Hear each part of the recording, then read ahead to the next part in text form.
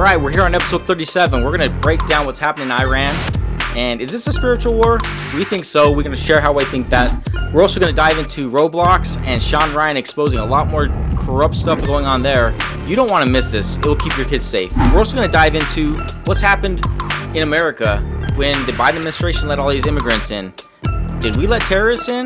Is there something we need to worry about? We're going to dive into what worried me for a long time until I gave it all up to God, as well as a terrifying ghost story of somebody who experienced something in Africa dealing with the Muslim religion. All that and more coming your way.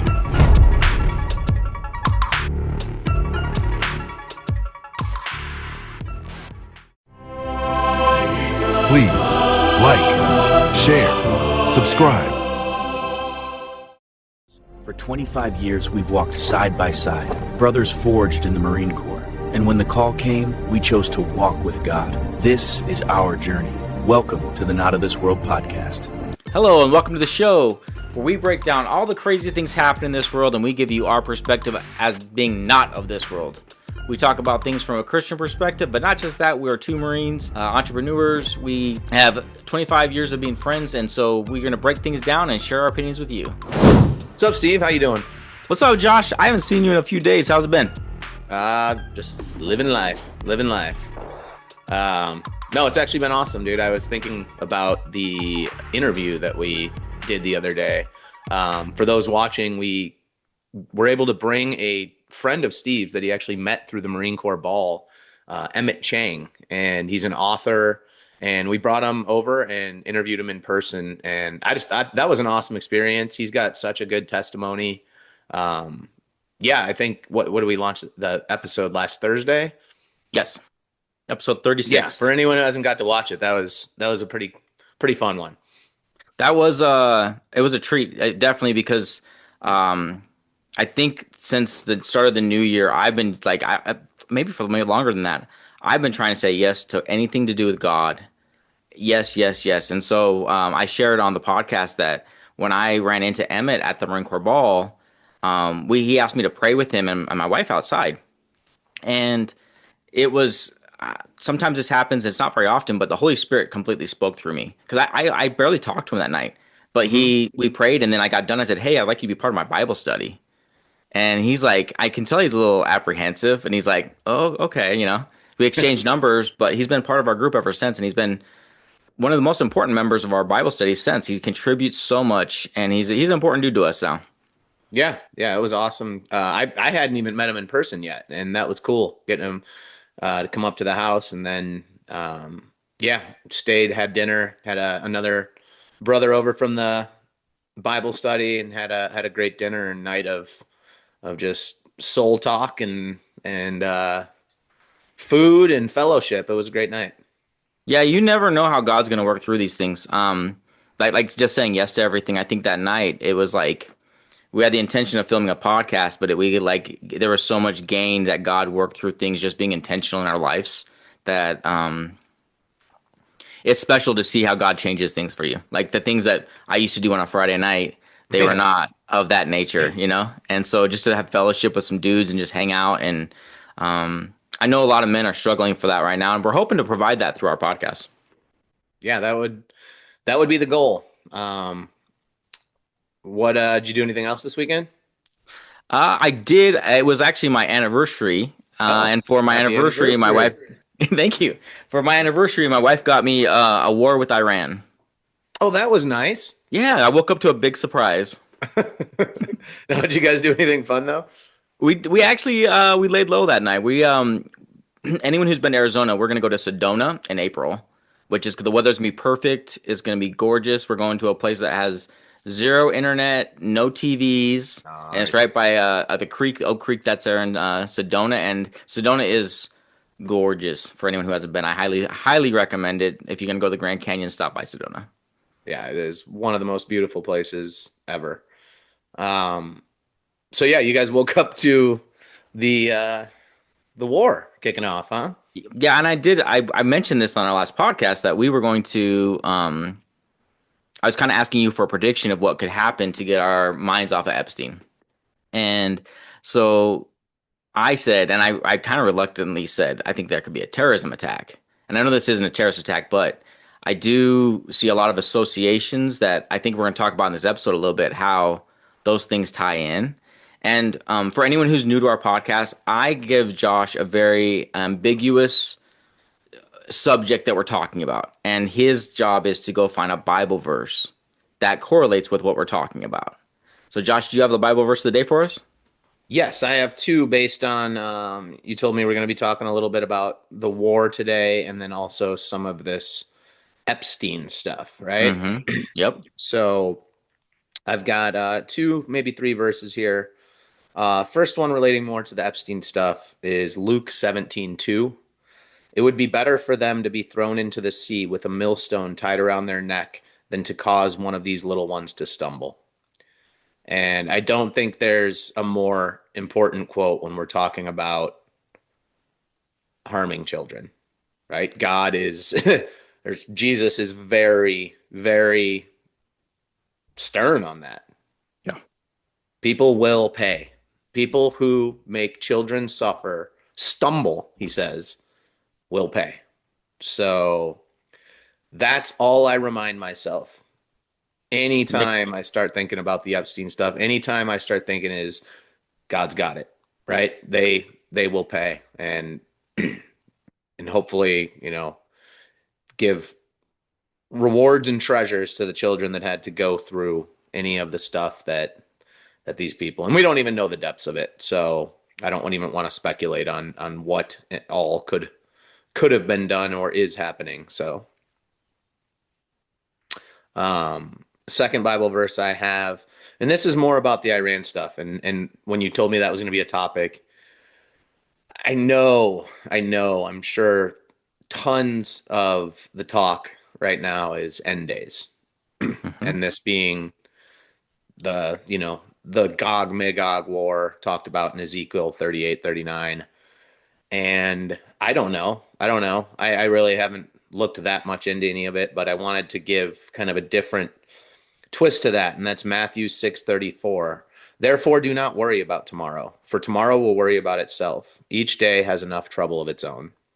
I wanted to do that one, and then the other one I wanted to throw in there with it is Ephesians 5:15, 16. Look carefully then how you walk, not as unwise, but as wise, making the best use of the time, because the days are evil. And that one actually, in a way, kind of ties together both of those subjects because it's just a reminder that we're meant to just walk with God, to keep our mind on heavenly things, on good things, and to focus on the day that is at hand. If we're considering tomorrow, if we're worried, and I know we're tired, so many people are tired of this world and they want Jesus to come. And so every time there's a war, it's almost like it's celebrated. This could be it. Is this what kicks it off? Is this what sends Jesus back? But Jesus promises us peace. And peace comes by focusing on today. We cannot worry about tomorrow. And yeah, that it's if we focus on today, we have nothing to worry about. And focus on good because we live in an evil world. For anybody who's new to the podcast, we've started doing this over the last few episodes. We take a look back at Josh's Bible verses at the end of the show because Josh is getting shown content he's never seen before. So we kind of take a look back, and it's kind of fun to see how God worked through things he's reading in the Gospels and the Bible. And I just want to encourage anybody who's in the comments right now, like just go to the comments, put a Bible scripture that moves you. We all need to pick me up here and there right now with the things we're seeing in the world. So if there's something that you find encouraging, please share it in the comments. We'd love to hear what you guys think and things that pick you up, because I know that scripture is something that can take you out of a dark place and bring you to the light. Absolutely. So I mentioned that I thought there'd be a distraction. Bill Clinton and Hillary Clinton did their dispositions, sharing what they knew about Epstein. Mm-hmm. And I couldn't help but keep thinking about Hillary's laptop that got destroyed in 2016 and all the stuff that's happening on there. There was a part of her deposition that they had cut off the feed because they had brought up something that was on her laptop. I don't know any details, but they did cut things off to talk about something that was happening. and then they came to, and after it was all said and done, Bill made a video, and it reminded me of something else that happened not too long ago. I'd love to show you that video, and then I want to hear what your discernment levels tell you about what Bill Clinton's saying. Yeah.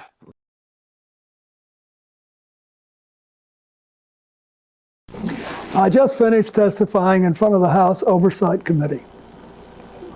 I did it for two reasons. First, I love my country, including our Constitution. And America was built on the idea that no person is above the law, even presidents, especially presidents, and that we should all live under the same set of rules. This kind of democracy requires every person to play their part. And I hope that by being there today, we can bring ourselves just a little further away from the brink and back to being a country where we can disagree civilly and we can search for truth and justice, and that it outweighs the partisan urge to score points and create spectacle. The second reason I was there is that the girls and women whose lives Jeffrey Epstein destroyed deserve not just justice, but healing. They've been waiting too long for both. Though my brief acquaintance with Epstein ended years before his crimes came to light, and though I never witnessed during our limited interactions any indication with what was truly going on, I offered the little I do know in the hopes that it would help prevent anything like this from ever happening again. I also have to say something personal. Republicans made Hillary testify yesterday, and she had nothing to do with Jeffrey Epstein, nothing. She has no memory of ever even meeting him. She neither traveled with him nor visited any of his properties. So whether 10 people or 10,000 people were subpoenaed, including her, was simply not right. So here's what I told the committee. First, I had no idea of the crimes Epstein was committing. No matter how many photos they show of me, I have two things that at the end of the day matter far more than any interpretation of 20-year-old photos. I know what I saw, and more importantly, what I didn't see. And I know what I did, and more importantly, what I didn't do. I saw nothing and I did nothing wrong.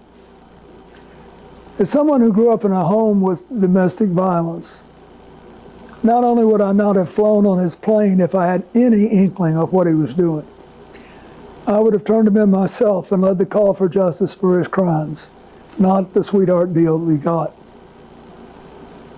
But even with 20/20 hindsight, I saw nothing that ever gave me real pause. We're only here today because Epstein hid it from everyone so well for so long. And by the time it came to light with his 2008 guilty plea, I had long stopped associating with him. When the video of my testimony today is released, I hope it will motivate everyone to go in front of Congress to say what they know. I hope it will motivate the Justice Department to finally release all the files and to ensure that this never happens again. The survivors deserve that.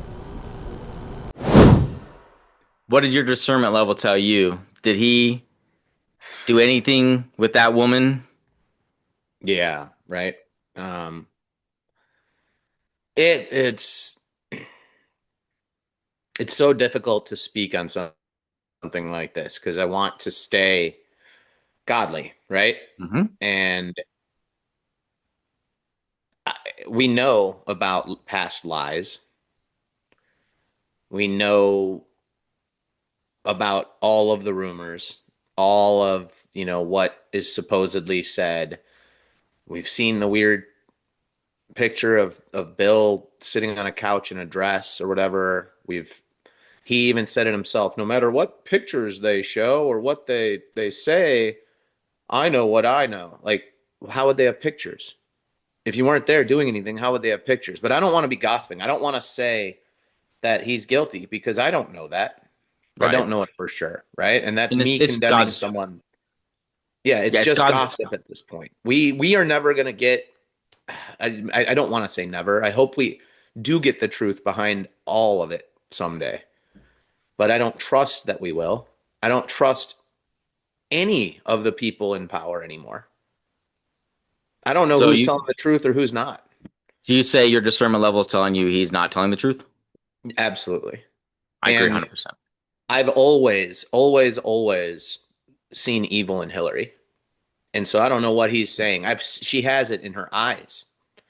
She is so clearly evil. And after believing that for a long time, just knowing that inside, I heard about a video of Hillary. I heard someone speaking about it that saw the video, and it's something that no one would want to see or hear about. But it's one of the most disturbing, disgusting, horrible things I've ever heard in my life of someone doing to another human being.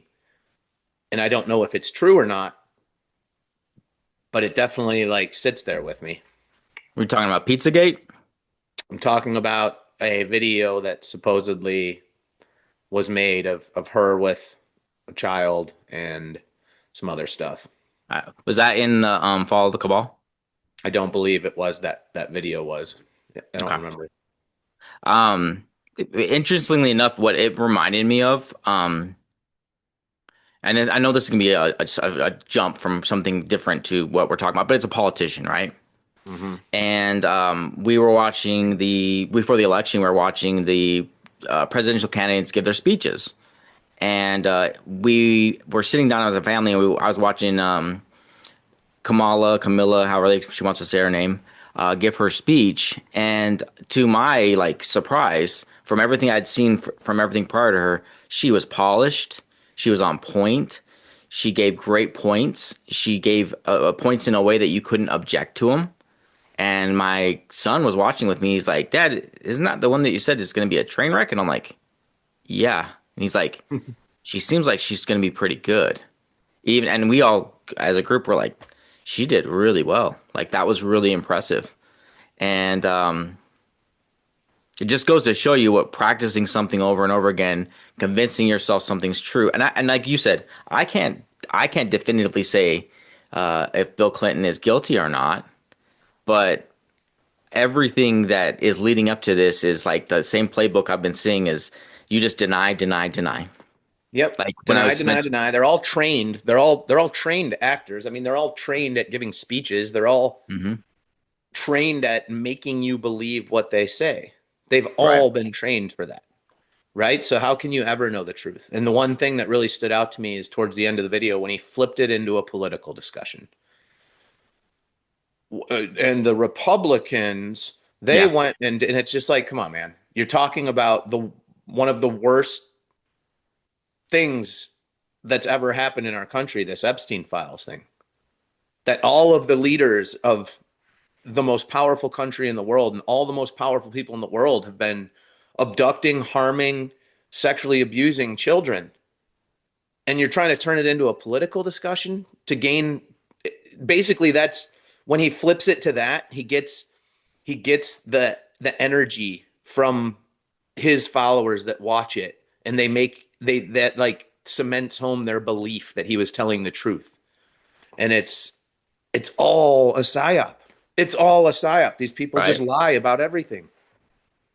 I mean, it's I love Reddit for certain categories. I don't know if you're on Reddit or not. I know No. you're not on a lot of I mean, stuff. I think I have it. I don't go Like on there. sports stuff, I love like the communities in there and reading what people think. And it's just so crazy to see how delusional people are on both sides. Yeah. And I think that this is going to be the straw that broke the camel's back, that we're seeing that it's on both sides. It is not a left or right thing. It is, like I mentioned in the last episode, is a God's side or you're not on God's side. And if you're not on God's side, you're on the devil's side. Yep. Evil versus good. And there's no other way to look at it. Because I think that when Bill was at the end of that saying, well, I hope all these files come out. Like, Yeah. what does he know isn't going to be released? What does he know?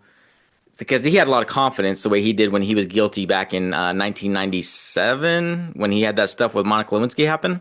Yeah. He just knew he had it in the bag. Like, I'm not going to get busted for this. It's fine. Yep.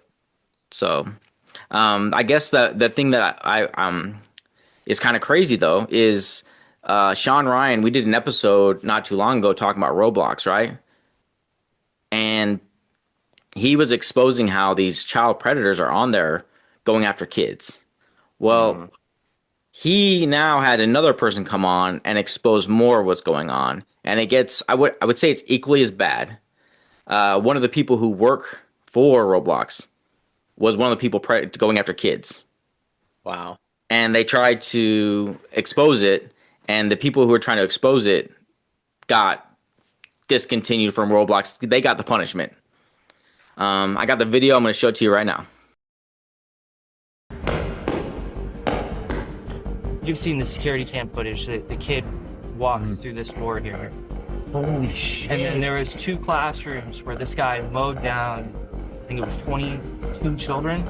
I hate to say this, but if you want to show what actually ends up happening, you can Look at keep that. going. Look at that. There it is. Where? That's a Daniel defense. The police's response to May's shooting at Robb Elementary School, calling the tragedy that left 19 children and 2 teachers dead the result of systemic failures. Now, would it surprise you, Shawn, if I told you that shooters are referenced Roblox in their manifestos? It was called the Roblox Discord. It was owned and operated by employees at the company, and I met my abuser on there. What do you think the point of the mass shootings and gore was? I think that these people genuinely are evil and they believe in chaos. Do you think it's a satanic cult? So this is a Sandy Hook game on Roblox, and you have to shoot your way through the glass, like how the shooter did. This is crazy. And they're having them shoot kids? Yeah. And you get points You get and there's kids screaming in the game. And who makes this game? I have no idea, but you would think Roblox would send a cease and desist to the people making this, you know?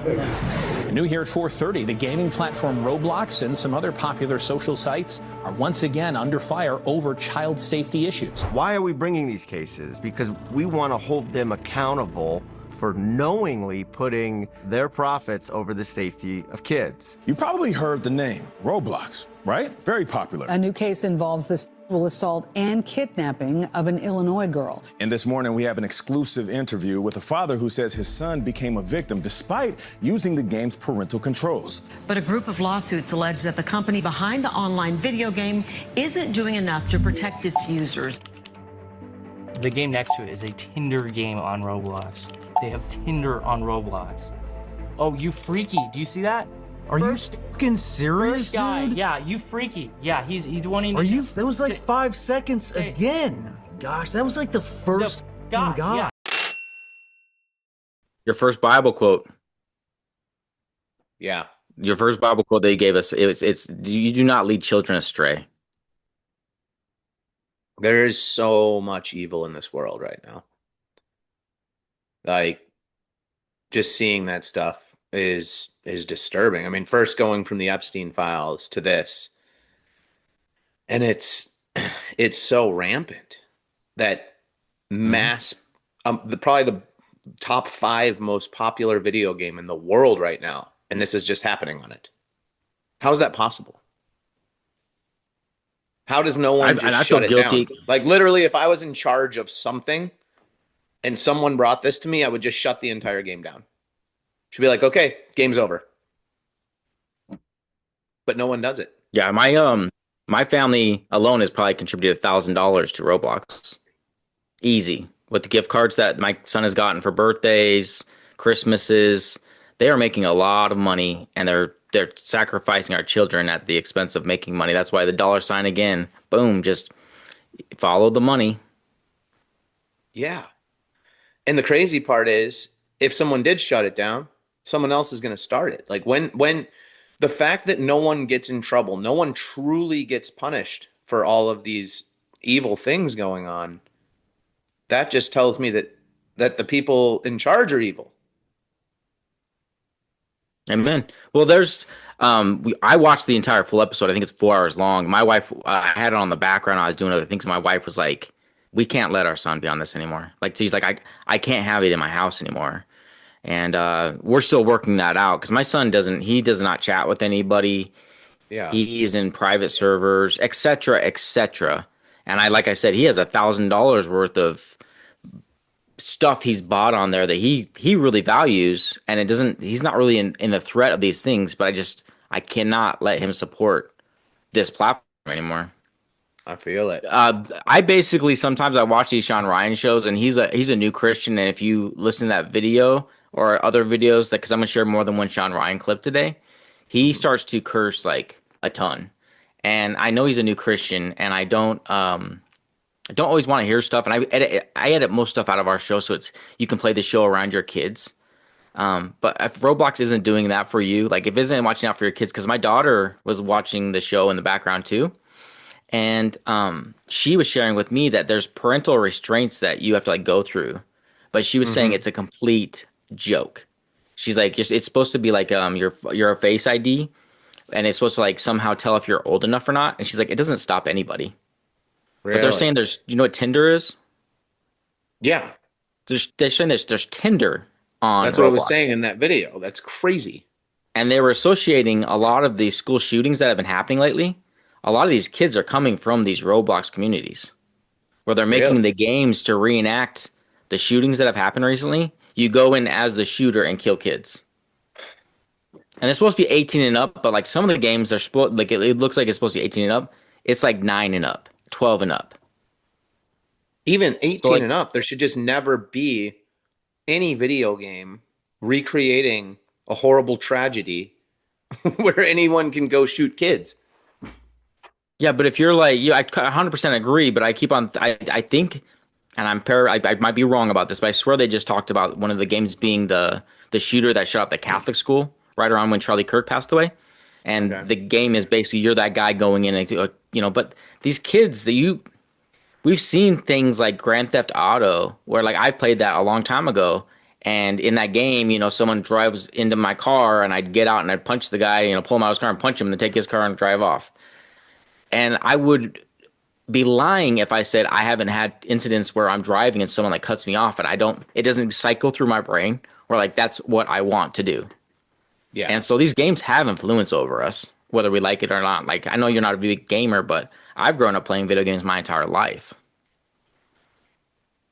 So you actually see the video games have that impact in your life? Obviously you haven't gone and done anything like that, but overall, no, because I have that disconnect and I have that I was raised in a time when we'd get off screens and Nintendo wasn't doing that to us. You know what I mean? Yeah.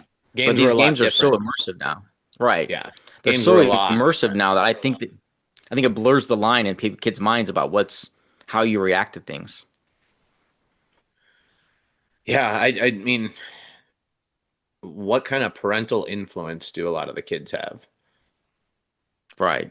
Like I know for a fact, like my son and my daughter, they've got set times 2 days a week that they're allowed to use their iPad and they're allowed to play games for a while, but we monitor it and we cut it off at that. But it's disturbing to me because I know when my son gets on his iPad for his designated game time, and it can be at different times, there's always the same kids available for him to call.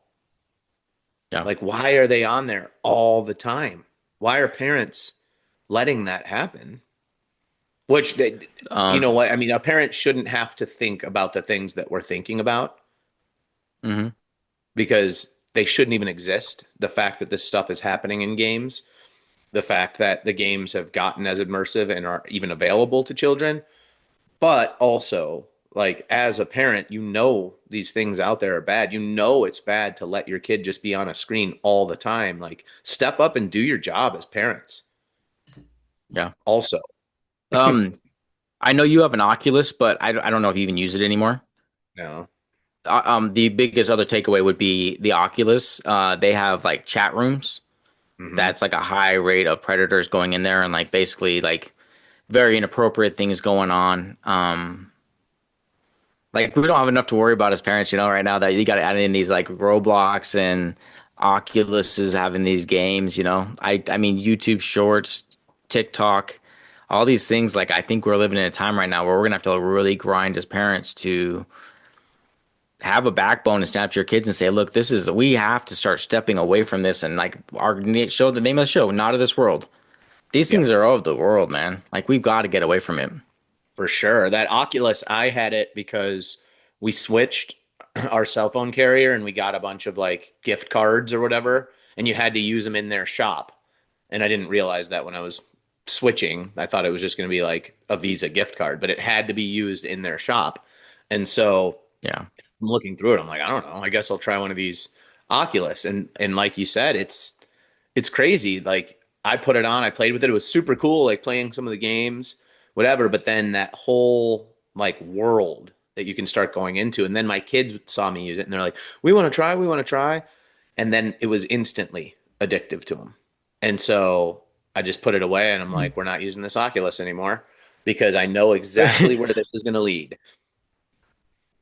So I don't want to always be doom and gloom because this podcast is not going to be super happy all the time, but I'm going to find it and I'm going to post it in this video. There's a video of a guy who's doing his Oculus stuff and fighting and whatnot. And so his girlfriend made like a compilation video of her dancing around him and he has no clue, but she's just doing all these dance moves around him. It's hilarious. I'll find it. I'm going to post it on here. And so when we come back from this, we'll talk about something else.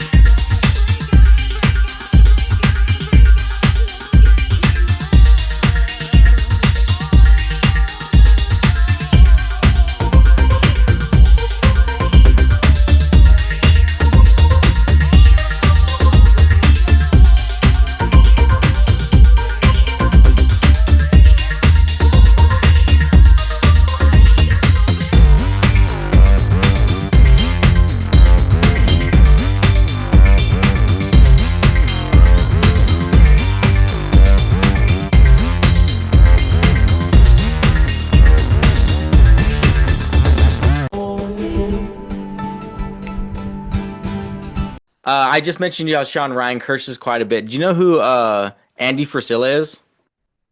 I don't think so. You might recognize him when you see his video. He's one of the guys I've actually started to listen to quite a bit. He was like a person that did motivational videos, and he also did like stuff for business and whatnot. That's always his big thing, like entrepreneurship.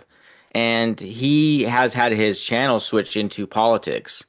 And I've seen recently, and I would never speak for anyone else's religion or background, but I have seen him and his co-host. They've I'm hearing things about religion, like they're talking about God a lot more, and they're just like, it's good and evil, these things are happening. But I wanted to share something they were pointing out to me that they were watching that I want to have you get your take on. The United States conducted this operation with a very clear goal in mind. I haven't got a chance to see a lot of reporting. I don't understand what the confusion is. Let me explain it to you, and I'll do it once again as clearly as possible. Perhaps you'll report it that way. The United States is conducting an operation to eliminate the threat of Iran's short-range ballistic missiles and the threat posed by their Navy, particularly to naval assets. That is what it is focused on doing right now, and it's doing quite successfully. I'll leave it to the Pentagon and the Department of War to discuss the tactics behind that and the progress that's being made. That is the clear objective of this mission. The second question that's been asked is, why now? Well, there's two reasons why now. The first is it was abundantly clear that if Iran came under attack by anyone, the United States or Israel or anyone, they were going to respond against the United States. The orders had been delegated down to the field commanders. It was automatic, and in fact, it bared to be true because, in fact, within an hour of the initial attack on the leadership compound, the missile forces in the south and in the north, for that matter, had already been activated to launch. In fact, those had already been pre-positioned. The third is the assessment that was made that if we stood and waited for that attack to come first before we hit them, we would suffer much higher casualties. And so the president made the very wise decision. We knew that there was going to be an Israeli action. We knew that that would precipitate an attack against American forces. And we knew that if we didn't preemptively go after them before they launched those attacks, we would suffer higher casualties and perhaps even higher those killed. And then we would all be here answering questions about why we knew that and didn't act.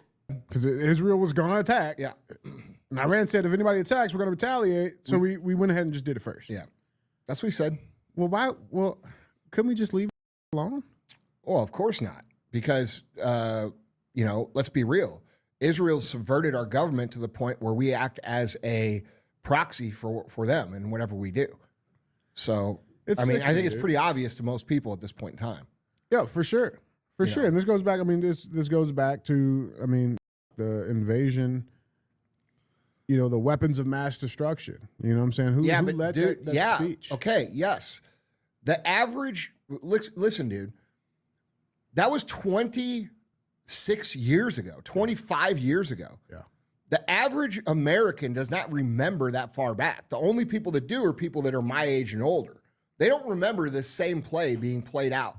Their days within reaching nuclear power. Yes. And if you go back to the next generation, like my parents, they can tell you that it's been going on during their time too. It's the same shit over and over. Yeah. And they wait and run the play over and over and over again until people have kind of forgotten about how we got that one going. So, dude, it's sick. It's the same exact shit.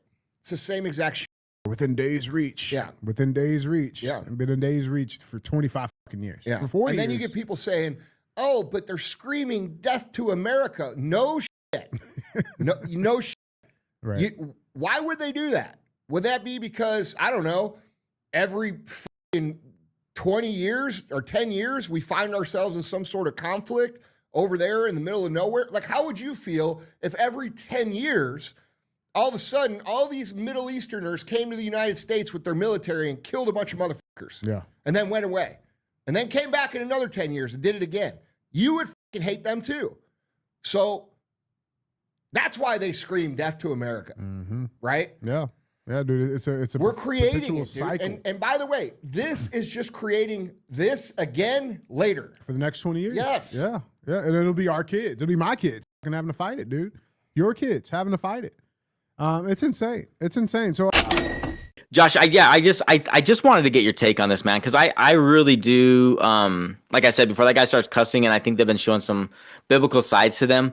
But they start talking about things that it does remind me of what happened when after 9/11 we went right into Iraq, and I was like, and then we just got out of the military, or you just got out. I think I was still in for a little bit, and I'm sitting there going like, why are we going to Iraq? Like, these people were in Afghanistan.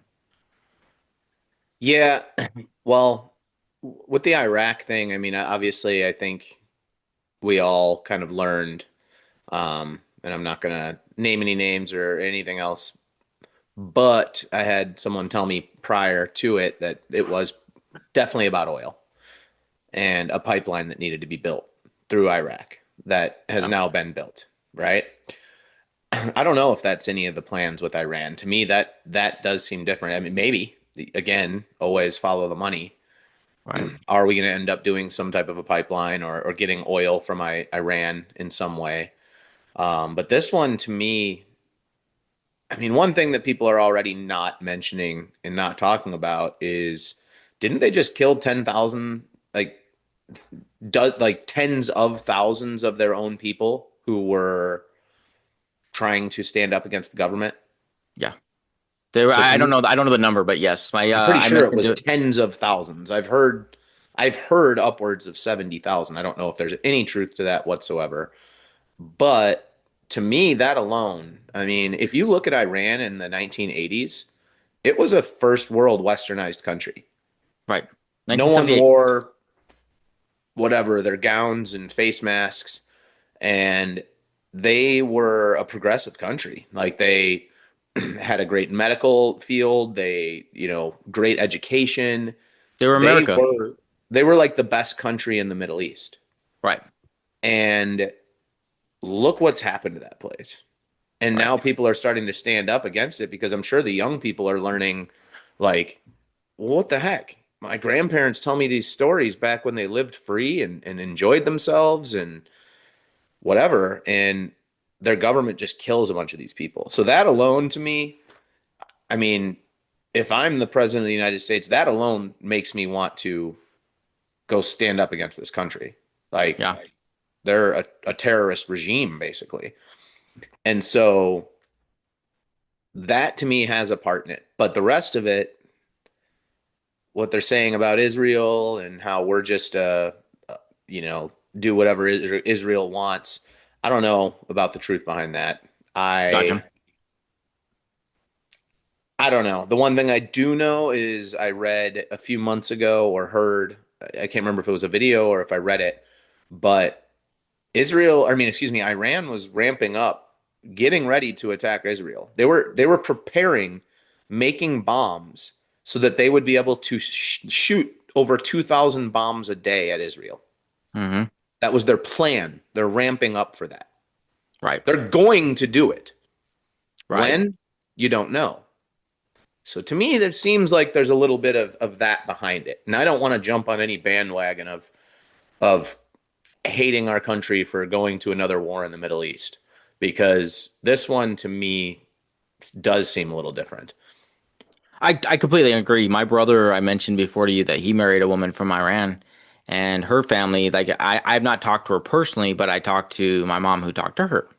And she is thankful for what's happened. She's very happy. She feels like this has been a long time coming. And she says that like they're the people that are so grateful for what has been done.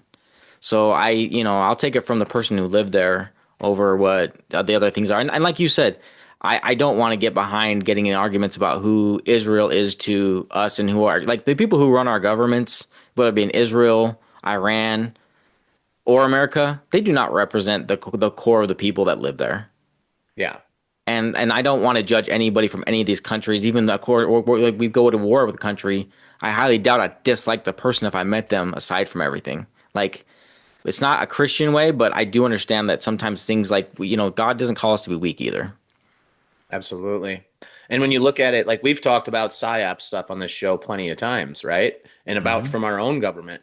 The part that people forget is a lot of the attention on through the media and through social media is made for brainwashing by China, by Russia. Like, so we don't know what opinions are being fed into our population that are coming from places that are going to, be hurt by this war. And so that turns into what we pretend is the opinion of the American people. But no, it's just paid for and advertised and bought by someone else trying to do a different psyop. Yeah. So that's why I think it's better to just stay away from a lot of stuff. Look at facts. See what you really think. Look what's really going on in a place before you just follow the public opinion.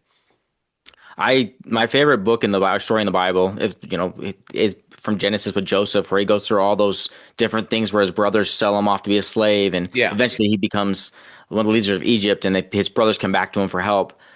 His story, like you think, oh, this couldn't get any worse, and then it gets worse, and then it couldn't get any worse, and it gets worse. I feel like that's what's going on in a lot of our lives right now. Like, well, it couldn't get any worse after COVID. It got worse, and then it can get worse after this. It got worse. I know God's going to work all of this out for the good. So, I just got to keep having faith in that, because like I said, I thought it was going to be a completely different thing. The Epstein file was going to release this stuff. It's just opening more cans of worms. So, I do think this is serious though, Josh, and I have shared with you that, that a lot of this stuff, I started taking it really personally and seeing the stuff that's going on in the Middle East, because I don't think, even being a military guy, I never watched what was happening overseas. Like when you just mentioned that we went over there probably for oil. I wrote a college paper when I got back home, I was saying we weren't going to war for oil, and that we're trying to take Saddam Hussein out of power because of all the evil things I had learned he had done in the military, which he was a very ruthless and evil person, much like the Iranian government is. And so I felt completely justified in writing that paper, and I remember getting an A on it, and my teacher was just raving about how you should be a writer, dude. He's like, this was really good. And I was like, thanks. Like I wasn't expecting that, because a lot of the people were saying we were going to war for oil. Mm-hmm. And he was like one of my first teachers that wasn't completely liberal. And so I got an A in that class, where in my English class prior to that, she was not a conservative. So I got a C in that class, which was kind of interesting because I wrote the same kind of papers. Wow. Funny how that works in college. But right. No, I do know that it was for oil, and it's amazing because you see other things now that it was actually because they found the tomb of Gilgamesh, and so we wanted to get that and hide it before the news could actually report on it or whatever, and it would have been proof of a giant and this and that. So we're never getting truth behind anything. Right. That's the And crazy part. And I the can crazy thing, understand why. Sorry, I can understand why you, as a college kid, just straight out of the Marines. Of course, at the time, I wanted to believe that it was truly just about patriotism and taking out Saddam Hussein because he was a bad guy, and he really had weapons mass destruction. Of course, I want to believe that. You want to believe in your country, and right. and when you're younger, it's a lot easier to.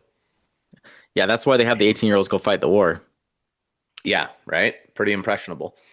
But you just mentioned Gilgamesh, and for anyone in the audience right now, like this episode that I'm putting together right now, there's stuff in here that I've been trying to do since like 3 months ago, and every time I brought it up, it's been like like I think Charlie Kirk passed away that week I was going to film, like start showing some of this stuff. He passed away, and it completely changed what we talked about the next week.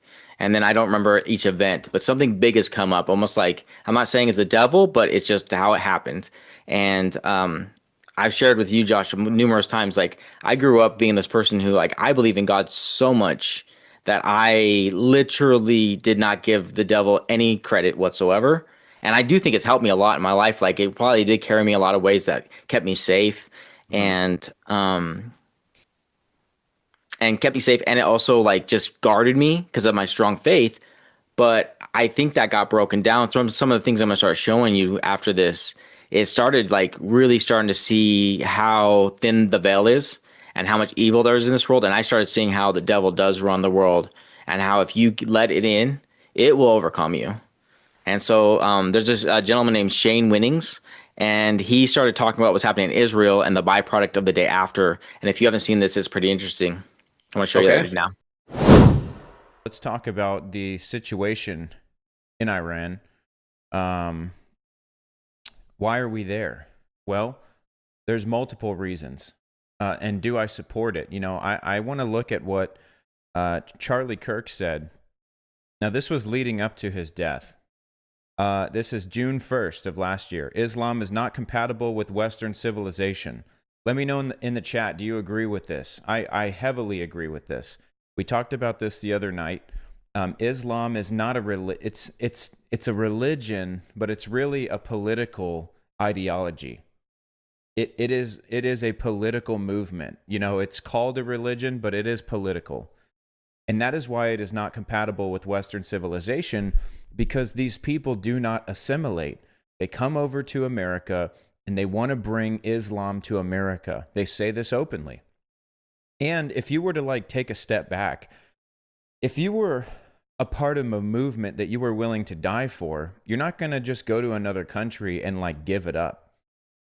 So in some aspect, we have to understand this. This shouldn't be a shock to us. These people are willing to die for their ideology.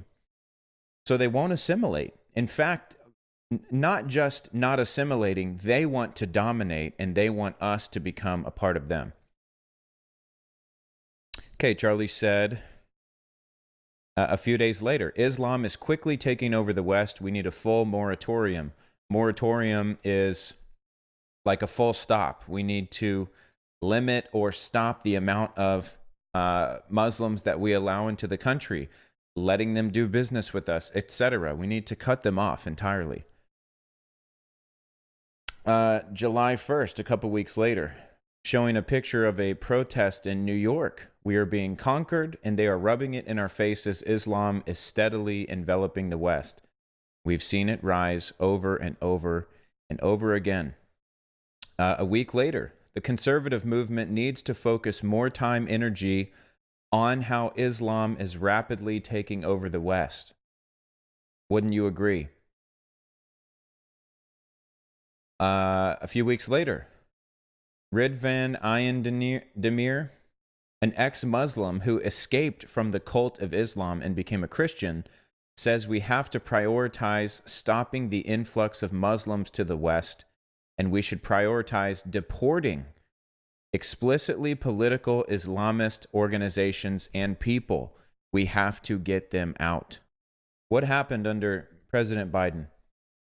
Millions of people came in. And if you remember, and I've shown the video on this channel before, there was a guy who was standing at the border.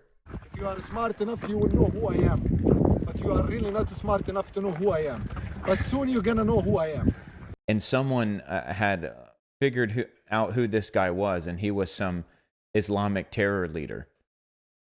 Just walking across the southern border. Why is this important to us today? We were talking about this when it happened, what, a year and a half ago, 2 years ago? Maybe more? Why is this important today? Because sleeper cells are being activated in America.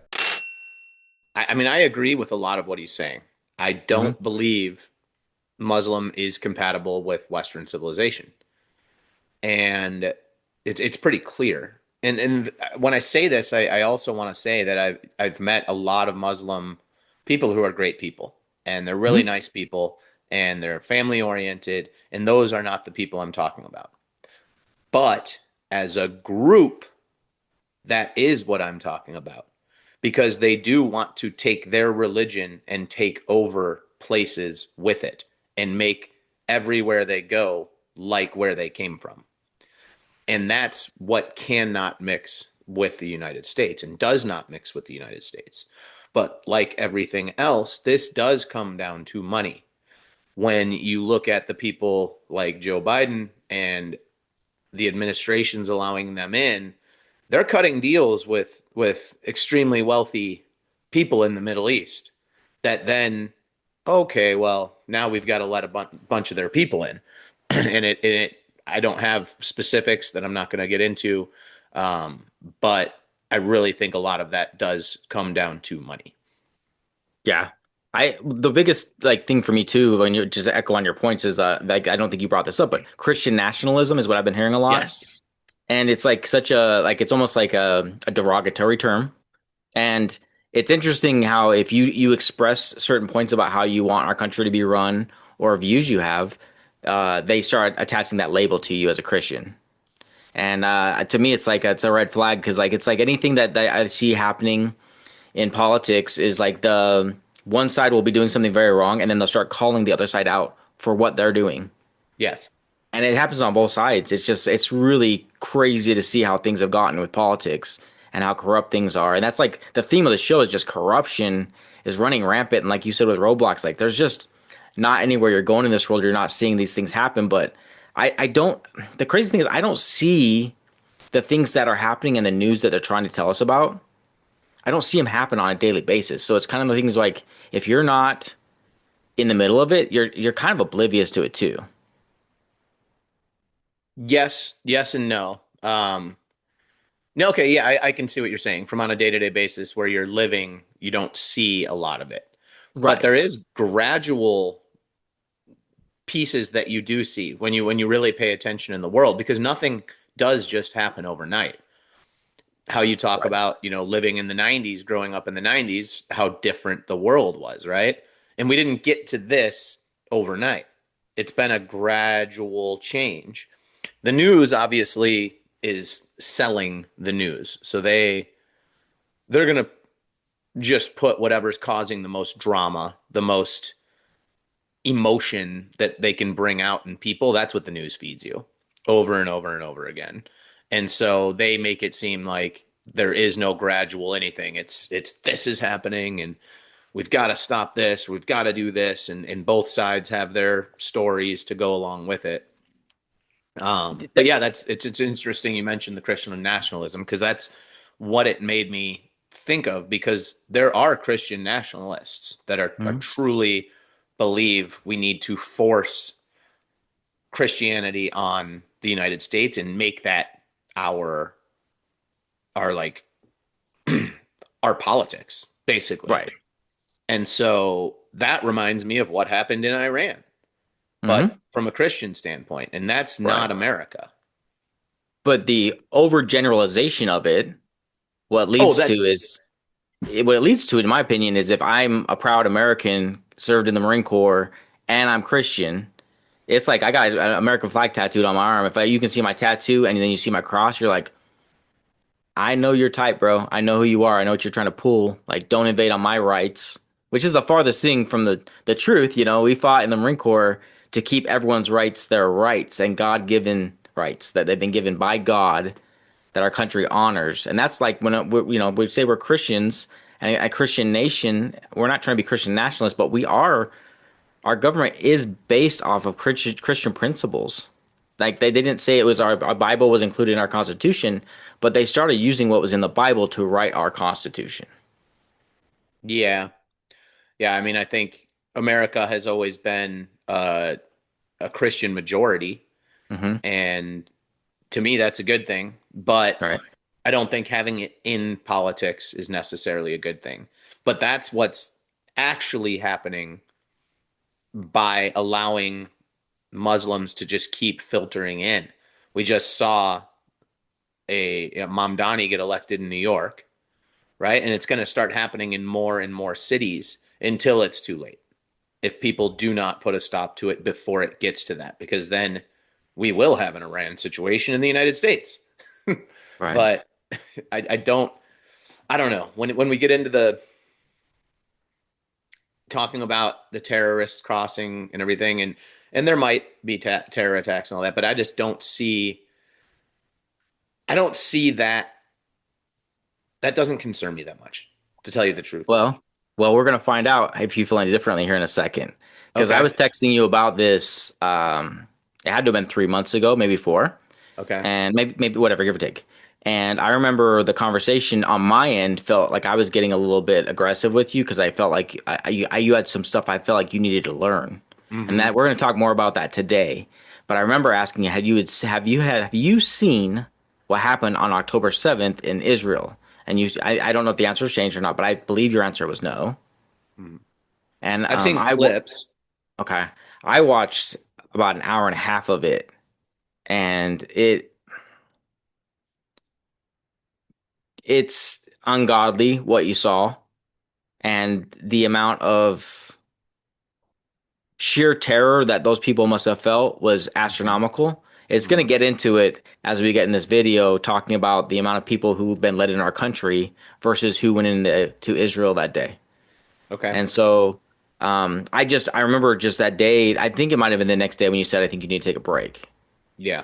And our text messages, that's the funny thing about text messages. You can't always see people's emotions and stuff through text. But for some reason, that day, you were like, I can see exactly where you're going with this, Steve. I can tell this isn't bringing out the best side of you. Like, I think you need to take a chill pill of it, you know? Yeah. Which, people who don't know us, like, we are good friends. And, like, I'm sure, and I don't want to speak for you, but I'm sure you were like, dude, I don't want to see this side of you. I see great things coming from you as being a man who's given his life to Christ. Part that, and part I was seeing in you what I know I felt in myself prior to me reaching out to God and taking my step away from all of the stuff. And I was feeling that same anxiety, fear, emotion behind everything you were saying. And I recognized it from myself. And that's where it was like, oh, okay, dude, here's where you're at. I know you're at this place. Like, I've been there, and I know you have to step away. So I don't think you had watched so much Shawn Ryan. I think I've shown you more Shawn Ryan doing the podcast. You've definitely shown me more Shawn Ryan than I've ever watched. So he took me down a deep dive. Even when we started this podcast, is like just these military men breaking down and sharing how they felt about things. And I really checked out of all the military stuff after serving. I really wasn't that guy that, like, I probably own more Marine Corps stuff now than in the last 5 years than I had prior to. But I wasn't that veteran that walked out with a veteran hat on, a Marine Corps shirt on, and walked around every day. But I did start seeing this stuff on Shawn Ryan, and there's a gentleman named Scott Mann. He shared what happened in Afghanistan after we left. Okay. And just hearing the story of how everything went, and I don't know how familiar you are with it, but like we literally just cut ties and ran. And the Taliban was killing people outside the gate as we're flying. That's why when you saw that plane take off and all the people were climbing on it, the Taliban was taking over immediately after we left. And this was during the Biden administration? Yeah. Okay. And they literally were lining up all the people who helped Americans outside of the airport that plane was taking off at, they were executing people in front of the troops. Like as they were taking off, they were literally like punishing all the people who helped Americans, and a lot of the people who served with these people, they went in on their own dime and flew and did missions to save people that they'd been like their partners throughout the entire process. And hearing those stories, along with another female named Sarah Adams who works for the CIA, she was on the ground getting to know all the terrorist networks and finding people to get assets in so you can find information. And she's got a plethora of information, along with one of their informants named Legend. I've shared a clip of him before, and we're going to share one with him later. But those three people, I watched 10 hours worth of people, very emotional stories of these people, like that become brothers and sisters to you when you fight with people like this and you get to know them. Like it's not a country anymore. It's about people. And so I got this connection seeing all these things happening and then hearing the evil behind everything. We talked about that with the gentleman we saw over at the Emerge conference, Victor Marks. He has that story where he talks about that guy being possessed. Yeah. And as he's trying to give his life to Jesus, and like, it's just, these lines started becoming less and less blurred to me, that even though our countries might not be involved, the battle is good and evil. We actually did, like the third week of January, we did a really good deep dive into the money coming in that week. And that week, the third week of January, was 105 million US dollars. Wow. That week. So I even think saying 87 is low at this point. And that's another thing our government needs to be honest about. There are a lot of pockets of money going to the Taliban. I think what a lot of people don't understand is how Al-Qaeda fits into that and why it matters, right? So Al-Qaeda is planning an attack on the U.S. homeland. There is a joint training camp. You know where we dropped the big mother of all bombs? There is a joint training camp there. It's named after Siraj Shadeen's father, the Jalaluddin Haqqani Training Center. It has Al-Qaeda terrorists there, ISKP terrorists there, and Haqqani network terrorists there, right? So when we talk about Al-Qaeda's homeland plot, they're using the Haqqanis to leverage in the plot. They're using ISIS to leverage in the plot. And then, of course, Al-Qaeda's leading the plot. Like, think of how dangerous this is. So these numbers start to get really big when you bring all these groups under one umbrella to fight a common enemy. Us, right? We impacted them. We impacted them in Afghanistan. We impacted them in Iraq, and we impacted them in Syria, which is kind of the most recent open wound, right? And so they want our war fighters who did that in those countries to feel it here. They want you to feel it in your neighborhood, at your home. They don't want you to feel safe where you live now. And that's something we really need to understand and listen to, right? Because I do think, as Scott said, Israel had a little hubris, right? There were reports going in. Israel got information. I saw some of the stuff passed to Israel about the Hamas guys training in Afghanistan. And, they did have some belief something's going to happen. They never thought it was going to be the scale it was. Now, the U.S. government's getting the same type of information. Israel's getting probably a lot more. And they're now like, oh, that's not going to happen here at that level, right? We're not going to see that happen here. And that's very, very dangerous, especially when we're talking about just the numbers that came in illegally. To understand just how many are in our country is really scary. Like, we're at that point, we let too many people in this country that we don't even know who's here. Like, we're not picking up and deporting fast enough. And Trump says that himself. Like, he understands, right, the magnitude of when you're talking 14 million. But I don't think people are understanding there's a chunk in that are the terrorists. And we have to go just as fast at the terrorists as we're doing against Venezuelan gangs. Like, this is super important. What was it? Bondi Beach, Australia? I mean, when you look at that video, I can't remember how many people were killed or hurt or any of that stuff. But when you look at how proficient that guy is at operating a bolt action rifle with speed. I got 6 years as a SEAL and 9 working as a CIA contractor, and I can't operate a bolt action like that. It's terrifying. I mean, these guys are fucking training.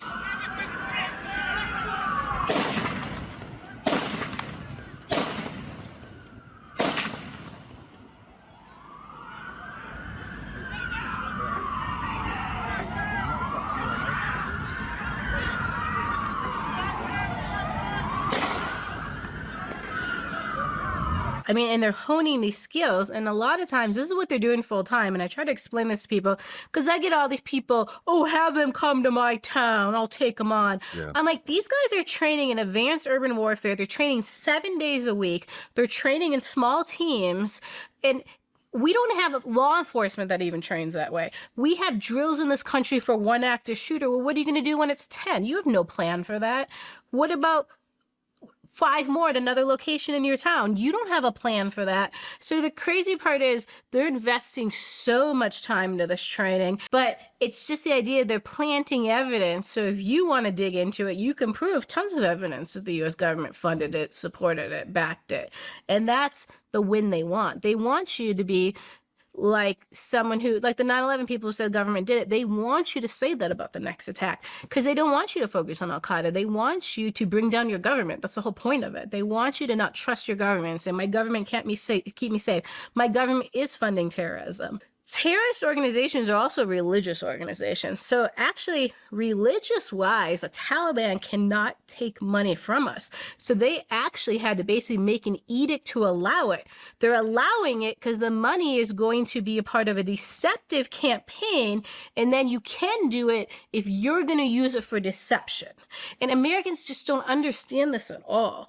But the terrorists do. So this money they're going to use in deceptive practices, and then it makes it okay under their Islamic principles.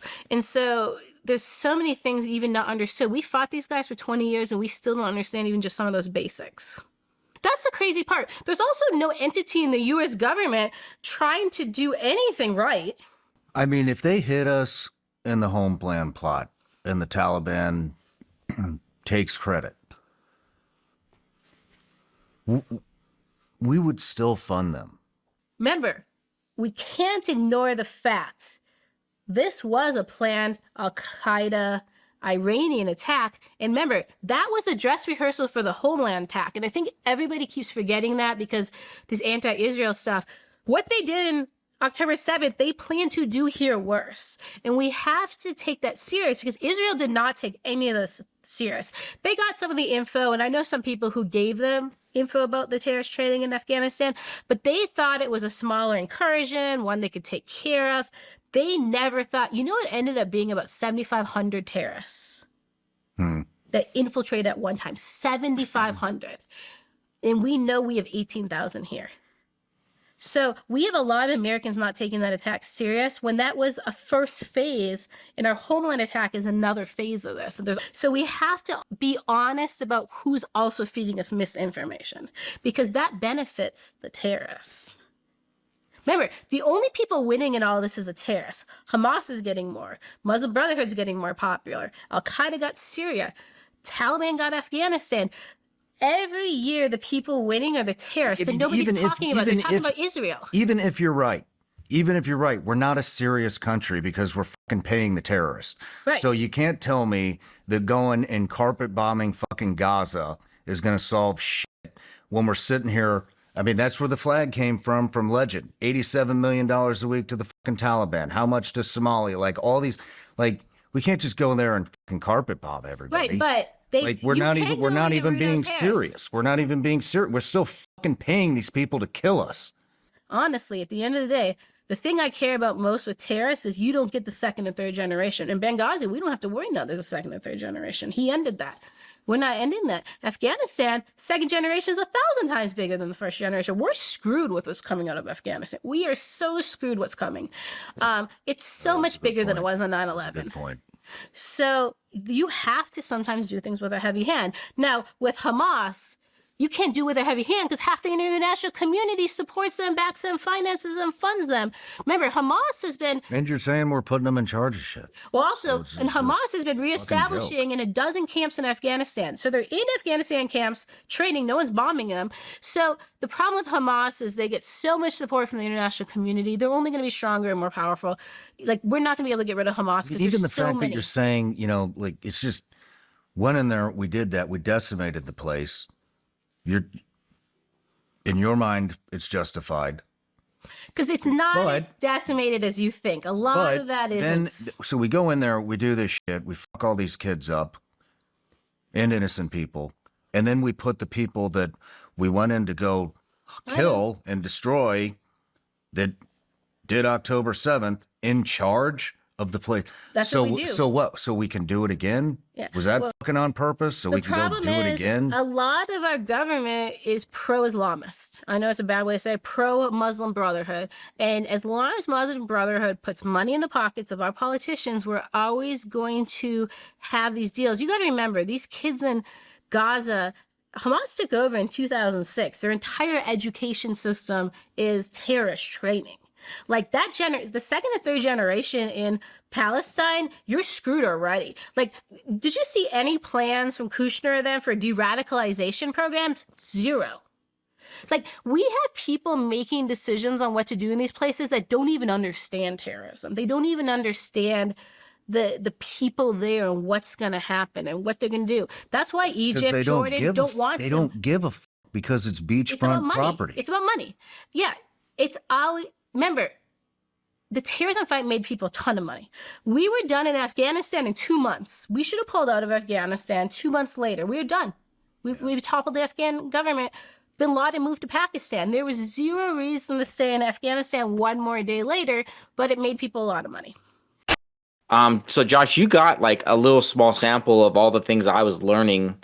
And like I said, I'm not trying to change your mind about anything, but can you see a little bit aware of like all the things I was attaching to how things were happening and how, as I was watching our world collapse on our end as a government, it was becoming overwhelming to think of how I'm going to defend my family against all this.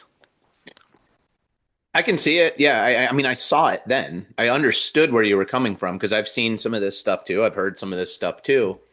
And I can't worry about this. I just literally can't worry about it. I'm worried about the way Muslims actually take over things. For the way they have since Muhammad is they get the numbers and they get money until they know they've got the numbers and power, then they take a place. Right? Yeah. Right. And there's just no way through whoever they allowed in the country. There might be a couple of terrorist attacks. There could. I'm not saying that isn't going to happen. But to me, it doesn't seem like if it's an organized, planned thing, if the idea is to take over, they're going to take over in numbers. They're going to wait the decades that it takes to get the population in place in order to win the place. And by doing terrorist attacks, you're just going to shut your own self out. Because you got to think about it. If this woman knows whatever she knows, what do you think our CIA and our FBI and all of the people in higher positions than her know? There's so much monitoring and tracking and CCTV footage. There's satellites. There's everything. They're listening to conversations everywhere. They know so much more than we have any idea that they know. And I'm actually okay with that because I'm not a criminal. Like I don't in general agree with the monitoring of people because government can get too much control. But to a certain extent, like it's a little comforting to know that they do know what they know. And that keeps me safe. That keeps my mind safe. I completely understand that. And I know we need to trust God. That's not that's not the point I'm making. And I find it pretty captivating because like I said, I watched all this stuff and you didn't get to see all of it, but she is sharing that like they know that there's terrorists here. She doesn't understand why they're not taking some of them out, and she also mentions that they don't know where everyone's at. They've snuck across American weapons that they took from when the Americans left them in Afghanistan. The fact that all these terrorist camps are now receiving money from the United States. Hamas was funded through Taliban money, and it's just this humongous big scale of this section of the religion is not represented by it's a small amount. Yeah. And I just see it all coming together, and like as we're like looking at end times, there is supposed to be the Antichrist is supposed to raise an army, and for me, I see it being this group of people, and we're going to touch on that in a little bit. I got one last clip from the Shawn Ryan stuff, but right after our attack on Iran, there was an event that happened. Did you see it? After our attack on Iran? Right. Last Saturday, there was something Okay. that happened the next day. I'm guessing you, because you said you haven't been paying attention to things. I'm going to show you the news clip from it real quick.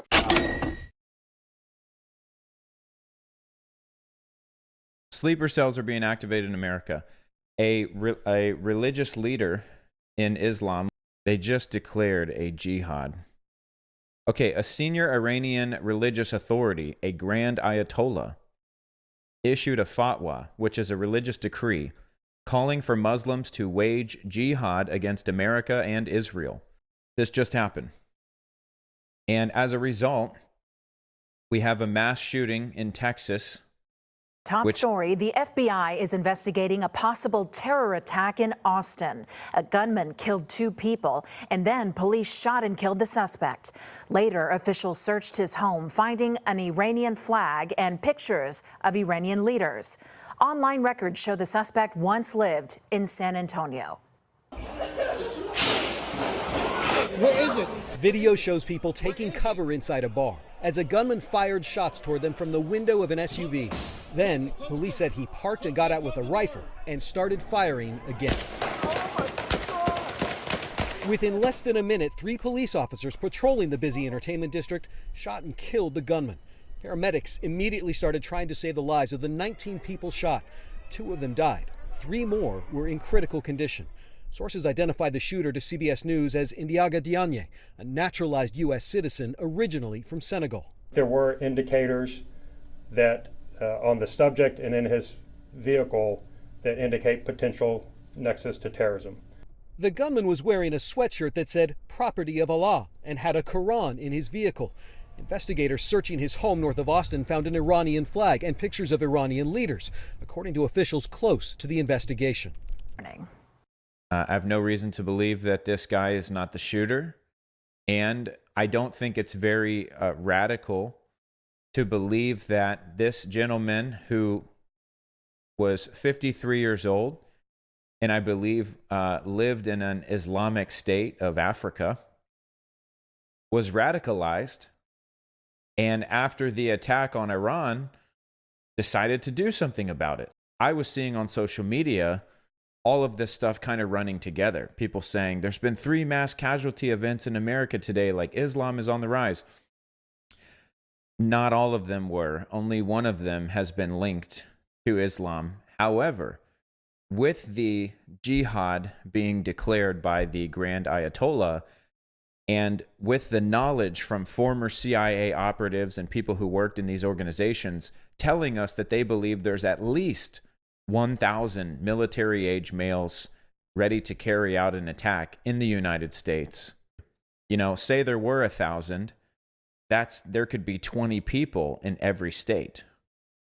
You could potentially, if they were to organize, you could have 20 attacks in every single state. And if they were able to carry this out simultaneously, I mean, it would be a bad day. Yeah, Josh. So that guy, basically out of Texas, the day after or the same day, he went and started shooting people wearing that shirt. And for me, I was like, oh my gosh. And there was what slowed me down was, though, there was a guy that stabbed 4 people that same day, and there was another person who shot a few people. They didn't kill him, and they were all trying to tie this all together. And you're like, oh my goodness, it's 3 attacks. And then you learn it was the one guy. You don't know if it was actually, attached to anything to go with the Iranian beliefs of what they believe in. So it's just one of those things where, like, I think we're going to see in the news anything to keep us distracted. It is crazy. But how did you feel about watching that, dude? Were you kind of like, oh, well, maybe there's something happening? No, I mean, it's a tragedy. That's horrible that 2 people were killed. That's a tragedy. But this just sounds like a guy, a crazy Muslim who wanted to go out and fight back, right? And like I said, there could be some of that stuff that happens. Mm-hmm. But as a whole, I'm just not worried. Like, our military, our CIA, our FBI, our forces in our own country are so powerful. Like, if something broke out, it would be shut down quickly. I'm not worried about it. Our police force, our SWAT teams, all of it. And I mean, I do. We had an episode on this a long time ago. Mhm. I do believe that the Muslim religion, and I don't think they even know it because Satan disguises himself as an angel of light. I believe they're worshiping Baal. And so there is going to be evil that comes from that. And we've seen it forever. Since they've been a religion, there's been evil that has come from it. So yes, evil will come, but I just am not afraid. And I do trust in God. I know God will protect me and my family because I'm not worried about it. I'm fully trusting that God will always take care of us. And I know he will. That's the only way you can live. I guess like when you said I should need to take a break from screens, it was like I knew that was a good thing for me, but I have to express that it's like I almost feel like the Holy Spirit is guiding me, like letting me know like this is something. I've been feeling something coming on for a long time, and I felt like it was this stuff. Like I don't know how to explain it. It just felt like a buildup where like you saw it and it's ready to break my brain a little bit, and then I took the break, and now it's like a healthier version of like I'm still seeing it. I still think we need to be aware. I still think you need to use precautions in your life to look out for things, look out for your family. Don't put your family in bad situations. Don't put yourself in bad situations. Like you should know when you're going someplace. You know, I don't go to too many public events anymore. That's not really my what I want to do, but I also don't like the fact that I can't control things and I can't control what other people are going to do. So I do stay clear of large gatherings now, and that's not because I'm scared. I just don't want to do it. Yeah, that's understandable. I mean, I'll just never live my life in fear. Yeah, I will not. I that fear does not come from God. That is very clear in the Bible. And so if I'm ever feeling fear, then that's the enemy's intent. And I need to cast that away from me immediately because that does not come from God. And when we trust in God, when we believe that God will take care of us, he will take care of us. But we have to trust when we allow things to get in the way. And that's what's actually happening. That's what is going on right now is the enemy is using all of this information, all of these different pieces to keep people in perpetual fear and to give people anxiety because those are the things that pull us away from God. And that's what I refuse to allow to happen. When I sense it, because it happens all the time, but I am now getting good at catching myself in that moment and just saying, no, get away from me. I cast you away in Jesus' name. I have no fear. I have no anxiety. Those are not things that I accept. I refuse to accept them because Jesus is greater. Well, to your point, like, the next segment I want to show you is one more clip from Shane Winnings, and basically it's about you talking about not having fear, but I want to show this to you and get your opinion on it. Okay? Okay. Yeah. Day.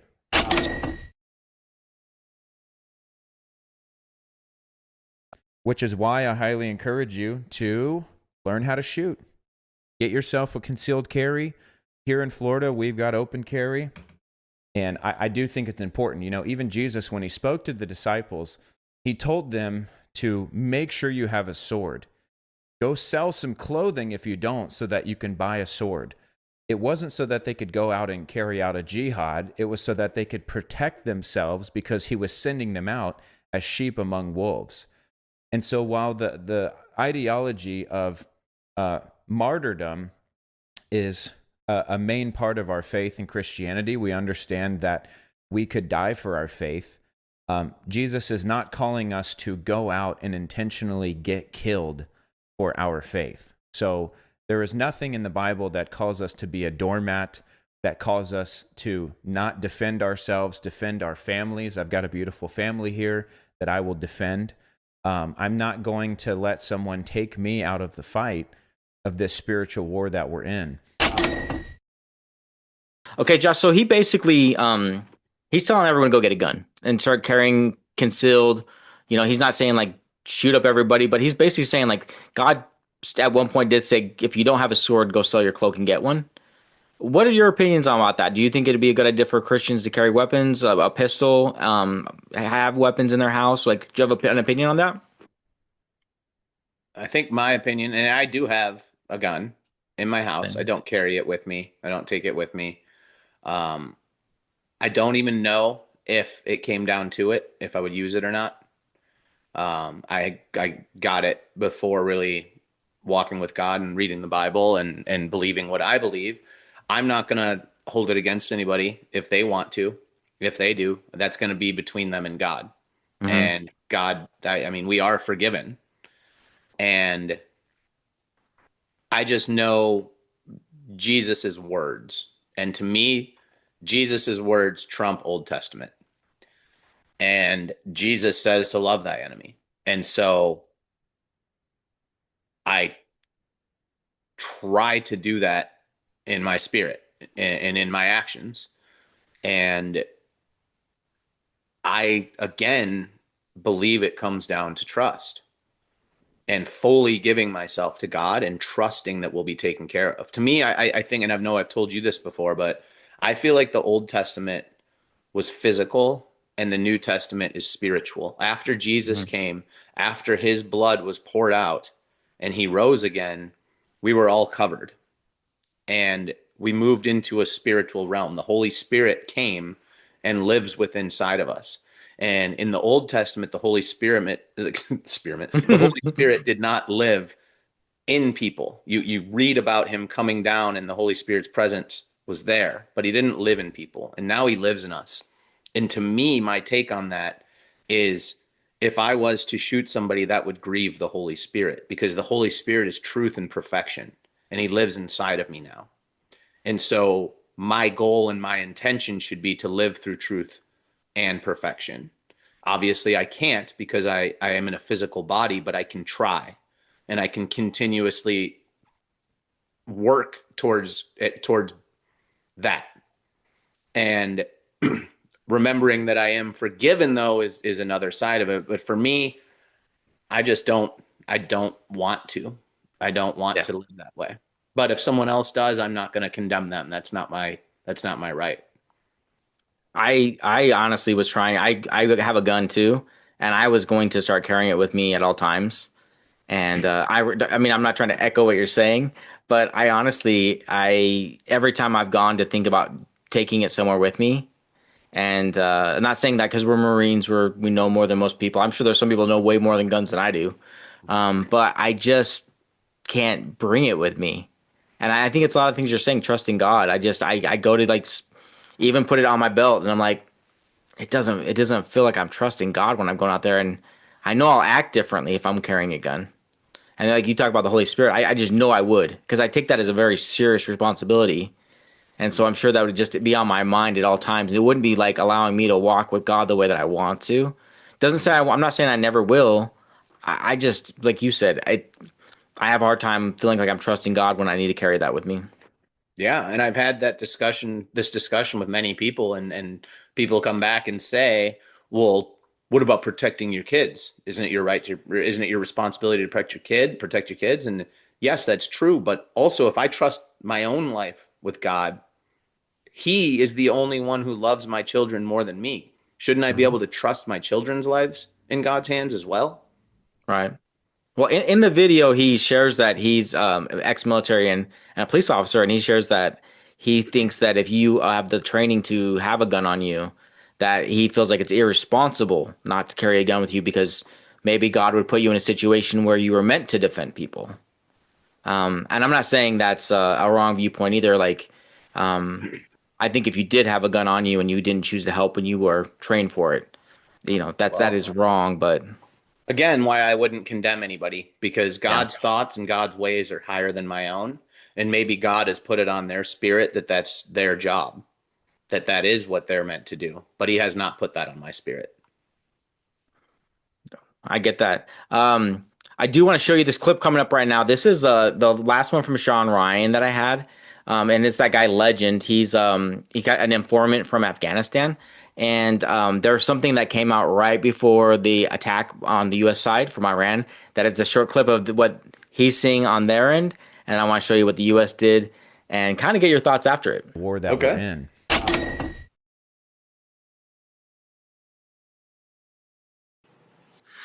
The Taliban's goal Are you familiar with Al Qaeda's goal list, ISIS's goal list? What is it? You are an unbeliever, according to them. Where you are, this is a camp of the unbelievers. They want to purify this. You are the end goal. I am the end goal. This is the end goal. And Al Qaeda's goal, Taliban's goal, they're the same. What you don't know is Taliban's ideology. There's no difference between Taliban and Al Qaeda. Their ideology is identical. They're two sides of the same coin. They both want the same thing. They think that after Afghanistan, they're going to link up with the army of Mahdi. And this is basically the judgment day is nearby. It's around the corner. And so they're going to join, they're the army of Mahdi who's going to go to Damascus in Syria. And they're going to link up with the Messiah. I'm not kidding, the Messiah, Jesus Christ. And that this is the army that will link up with Jesus Christ, march on Jerusalem, take over Jerusalem, liberate Jerusalem, and then liberate the West, liberate America, liberate Canada. This is crazy. U.S. troops were told Iran war is for Armageddon return of Jesus. A combat unit commander told non-commissioned officers at a briefing Monday that the Iran war is part of God's plan and that President Donald Trump was anointed by Jesus to light the signal fire in Iran to cause Armageddon and mark his return to earth. Saturday morning through Monday night, more than 110 similar complaints about commanders in every branch of the military has been logged by the Military Religious Freedom Foundation. The complaints came from more than 40 different units spread across at least 30 military installations. One complainant identified themselves as a non-commissioned officer, NCO, in a unit currently outside the Iran combat zone, but in ready support status. The NCO wrote to the MRFF that their commander urged us to tell our troops that this was all part of God's divine plan, and he specifically referenced numerous citations out of the book of Revelation referring to Armageddon and the imminent return of Jesus Christ. This is the email right here. Pause and read. I find this deeply concerning, especially when we're nowhere near Armageddon. That they are spreading this misinformation to our troops is disturbing. He definitely hasn't anointed a man that doesn't even show the fruits of the Spirit. Just makes you wonder who told these commanders to say this. Both ends, man. You're getting on both ends right there. Where the legend's saying that they're training in Afghanistan to go meet in Damascus, to go meet Jesus, to go fight us. And then you see that was interesting to me because I didn't know the Muslims believed that we're in the end days as well. Yeah. So I think Israel does too. Okay. Yeah, I know Israel. They I mean, at least the Essenes calendar, we've talked about this, that they believe we just enter the final Jubilee this year. So that would leave a 50-year period. I don't know about non-Essenes. I don't know about the current Jews or whatever, what they believe. But that's interesting about the Muslims. But I mean, if it makes you feel any better, in their story, they meet up with Jesus and go free Jerusalem or whatever they call it, and then the West. So you don't have to worry about what's going on in America then, because until we see Jesus march with the Muslims into Jerusalem, then we have nothing to worry about, right? Right. I don't know if it's Pete Hegseth that did this, the mass email, because I saw a different video that showed him as the forefront of the person giving the message, but it wasn't him saying it. But it kind of insinuated that it was him that put this out, that like, we are doing end times work here as a military. I just think it's interesting. The reason they got leaks is because people were complaining to the religious organizations attached with the military, saying like, they shouldn't be saying this is end times Bible prophecy being fulfilled by what the operations they're carrying out. But I have heard Elam's bow quite a bit, the breaking of Elam's bow in reference to Iran. And is that out of the book of Esther? That is Jeremiah. Is it? It might be an Esther also. Okay. You are definitely the guy on the Bible with us, bud. I'm not good at referencing everything as well as you are. But yeah, I find it fascinating, and I think if we're all looking at it and it's all these different religions, all our end time stuff coming together at the same time, it feels very like a pot of water that's getting ready to boil over. Like it's just like something's building up. I mean, if it looks like something, it smells like something, and Yeah. it tastes like something, it probably is. So, but no, I don't know. I don't know, right? It definitely feels like we could be in the end times. That is, when I'm watching that video, that woman speaking about the, I'm just thinking, is that just some overzealous commander who's just like telling his people this?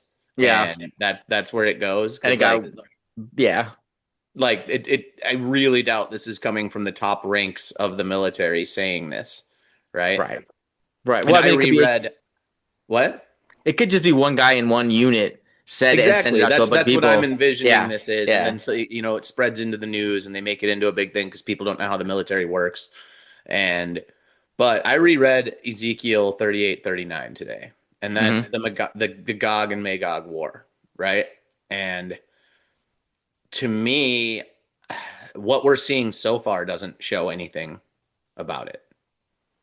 And reading it again, it almost to me sounds like that happens during the tribulation. Mm-hmm. And so,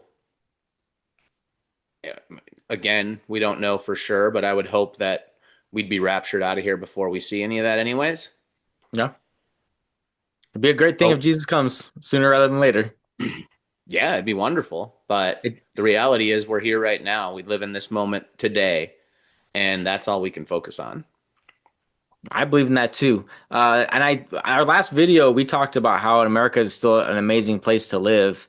And I think like part of like the whole bringing down of our system is like the terrorism stuff that I've been talking about. It's like the fall of our country is like what I was fearful of. And to be honest, like I brought a video for you, one of our last two videos. It's in Nigeria. And I think you've seen parts of that stuff going on there, right? Like the Christian persecution there too.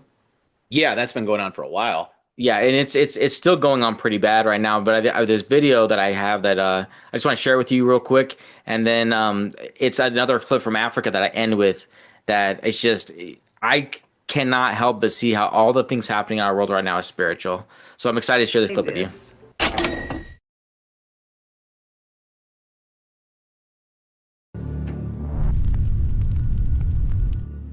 If you don't know what's going on in Nigeria, your media sources suck.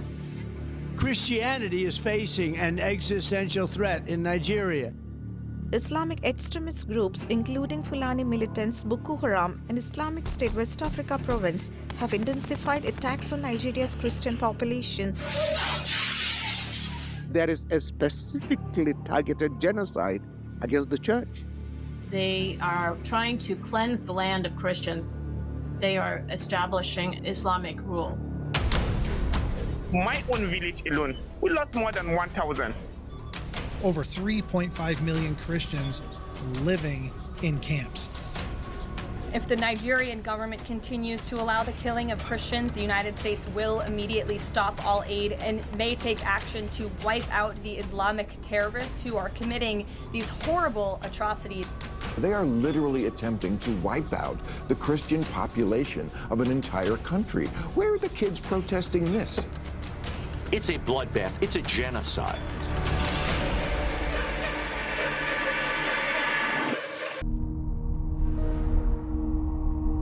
So even from before we went to Nigeria, I was messaging this pastor in Nigeria, Ezekiel Dachimo. They don't want the world to know what is happening, but any genocide in Nigeria.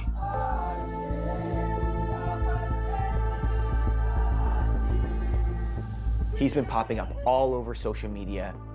His sermons, his snippets of going to grave sites, he basically gets called in to preach in these villages that were just attacked. He is the most hunted man in Nigeria right now. There's literally a bounty put on his head by the terrorists. You have gone viral on social media. It seems like you're the only pastor that's really speaking out about what's happening. So would you mind explaining the situation that Christians are facing in Nigeria? How did Nigeria become the deadliest place on the planet for Christians to live? Let me tell you, Christians are facing a lot right from the time of colonial masters. There was tribal clash that was taking place before the European came. Muslims from the far north wanted to take over the territory that we have. They wanted to force our forefathers to join Islam by force. But our forefathers resist them. Our colonial masters, when they came, they brought the gospel to us. Many of our forefathers abandoned traditional worship and accepted Jesus Christ. And Islam doesn't want it. When Nigeria got her independence, they promoted those that submitted themselves to Islam and placed them on top. Today, that warfare is still existing. Massacre on Birom land. And this was in 2010. 2010. This is 15 years ago. In one day, Hurum community, 2023. NTA community, mass burial. It's awful. They ambush us and kill us. These are children. This is a child, they kill him. Like I said, America's still not a bad place to live. Like I love that part where Bill Maher says, "Where are the college kids protesting this?" 100%. This is just proof that, like you said, we are in a spiritual battle, but that the devil is running the world, that he is of the world. He is the things of the world, because how, like you said, like Bill Maher said, how are the college kids not protesting this? How does anyone not care? How are Muslims gaining ground in the world? You can see the evil through it. They're going in and they're trying to create a genocide of an entire people in a country, and no one's talking about it. The news talks about nonsense most of the time just to keep people divided. That just shows that evil is running the world. And that, to me, is the biggest proof that we're getting close to the end times. I totally understand that.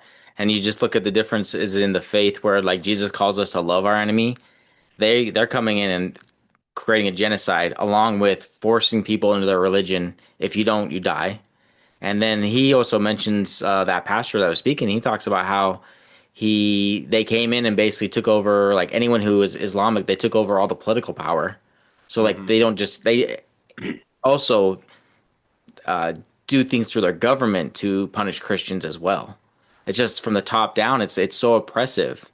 And, like, it's just, to me, I don't see how people couldn't see it as good and evil. Like we said before, not all Muslims are bad, and not all people who follow the religion are bad. It's just these extremists that want to take over the world. Any person that does that harms children. The way we started off the video talking about how if you harm kids, God will punish you for that.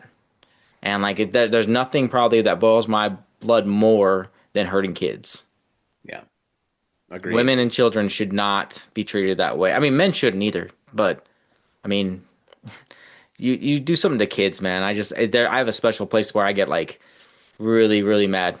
So, and I try not to get touched that's the heart. that Bible quote itself. Like, it's almost like Jesus saying there's a special place in hell for you.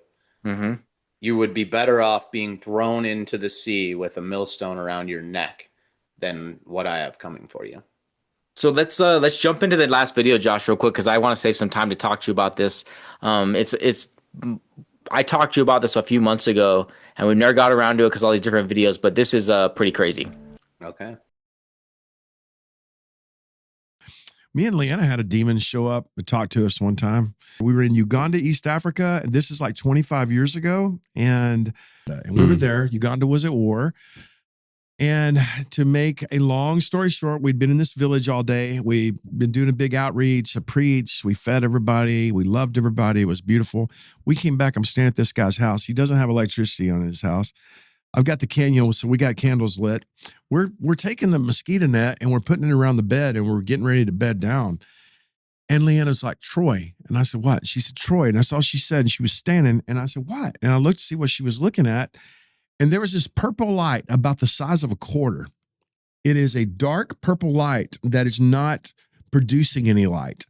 And it is just about, I don't know, I'd say about 4 feet off the ground, this stationary purple circle that is dark purple.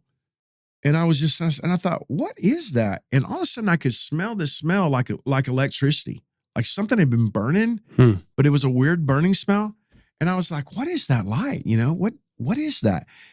And then boom, this distortion sound came into the room. And it was horrible, this sound that came into the room. I jumped on the bed with Leanna. We literally had our backs up against the wall and we're looking at this thing at the foot of the bed. And it is screaming and it's talking in this language that I shouldn't have been able to understand it, but I did understand it. It was very dark speech. And it is the most angry, the most hateful thing I've ever heard anybody say. It was so mad and it was so hateful. And what it said to me is, you're going to get murdered, but before you do, you're going to see your wife murdered and you're going to see this, that happen to her. You should have never came here. And dude, we were both holding hands and this spirit of fear, it was like somebody took a big syringe and injected fear into me where I was paralyzed. I was so scared and my wife was so scared. And we're just like, whoa. And it was screaming and hollering and you will hear this said and you will see this happen. And was making these profound, these profound declarations to me. And it was like I was totally powerless against it. And we were just like, Father, in the name of Jesus, we rebuke this devil, we rebuke you. Like, you go away, you leave us alone. Again, we were real young and it wasn't budging. This was a bad motor scooter, this regional demon in Western Uganda. And he's like, you will not, he said, you will die on this trip and none of your ministry will be established. None of it. And he said it in such a way, was so powerful and so mean and so horrible. Like, whoa. And then all of a sudden, me and Leanna at the same exact time, we quit trying to fight this thing. And we turned our faces to each other and we got forehead to forehead.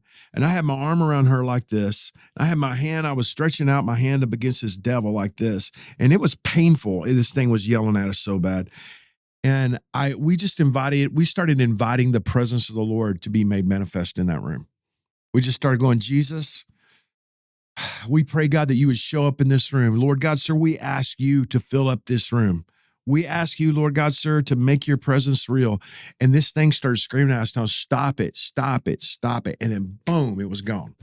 And dude, we were exhausted and it was horrible. And so Leanna's like, well, I'm not going to go to sleep after that, man. I'm up and I'm praying and I'm walking the floor, man. Leanna, man, she crashes. And I'm walking the floor in the dark. Electricity's off. There's no light in there. So I decided to go into the living room because I'm making so much racket praying, I'm going to wake her up. I go into the living room and as I'm walking down the hall, I can see that there's a glow of a candle and I go in there and the man of God whose house we were staying in, he was in there. And he's just sitting in there. It's real quiet. And I sat down and I said, what's going on? He said, what's going on with you? And I said, well, sir, to be very honest, something really terrible happened. And I told him what had happened. And then he said this, did it tell you you were going to die on this trip? And I said, yes. He said, did he tell you you were going to see your wife die and how helpless you were going to be? And I said, yes. He said, did it tell you you were going to be beheaded and he was going to hold your head up? I said, yes. He said, yeah, that's the spirit that comes when the Muslim rebels are close. When the Muslim rebels are close, that's the spirit that comes with them. And he goes, they're really close tonight. We just need to stay up and pray. That was a normal thing for him. Whoa. That was a normal, yeah. And that's what I was saying. I was saying, you got to be kidding me. We stayed up and we prayed all night long. The next day, it was all over the newspapers. The Muslim rebels were within 2 miles of where we were at. And they murdered a bunch of people. And yeah, that was the spirit that actually comes with them. So that was the next level witchcraft and worship that they're into. It's Muslim, but it's also mixed with the Africana thing, and that's how, when they go out into war, they're going with the spirit that goes out before them. Whoa. Yep. Wow. So we should do that as well. Yeah. We should be kingdom people. These are Where tactics. sin does abound, grace does much more abound. Our prayer and our confessions and our declarations should go before us. And there should be an angel that goes for the performance of the word. That's what that was. That was a demon that goes for the performance of the word. So there should be an angel that goes for the performance of the word. I don't know how you hear stories like that and just not believe in anything. Yeah. I think you shared a few of your stories since we were doing the podcast. So I know you shared one of like when you were on the road and your mom was driving and she said I she wasn't saw there. something. I wasn't there. Okay, well, your mom saw it. Yeah. And then you shared a few different things of like just things happen to you that I'm like, man, I feel like I don't get any of the stuff that happens to me. And I swear, like I swear this, like I have such a strong belief in the power of God. I think maybe it's just such a stronghold in me that I don't think I'm not saying I haven't been tempted by demons or anything like that. I don't want to put myself out there like that. I just don't. I think I've just been blessed to not have that happen with me too much. Yeah. I mean, I think it's that his specific instance, I think, is a little different. Yeah. But I think some people have a little bit more sensitivity to spiritual stuff than others, and that's just how it is. Right. But his story, I mean, I think that would have manifested to anyone there in that position trying to spread God's kingdom. Yeah. That would actually make sense if you're saying it's a spiritual gift in some sense. Yeah. That would make sense to me. Like maybe that's just not my gift. Yeah.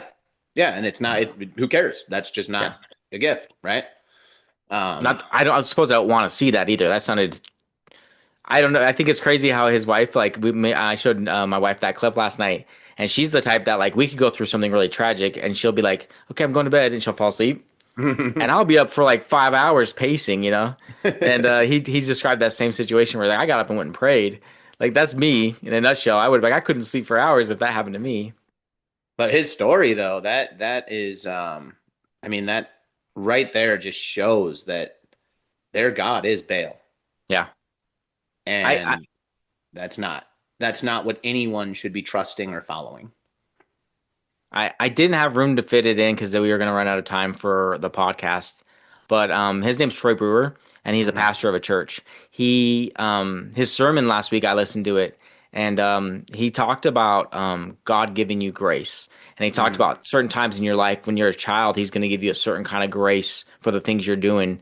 But as you mature and mature as a Christian, that grace is going to be dwindled because he's going to expect more from you.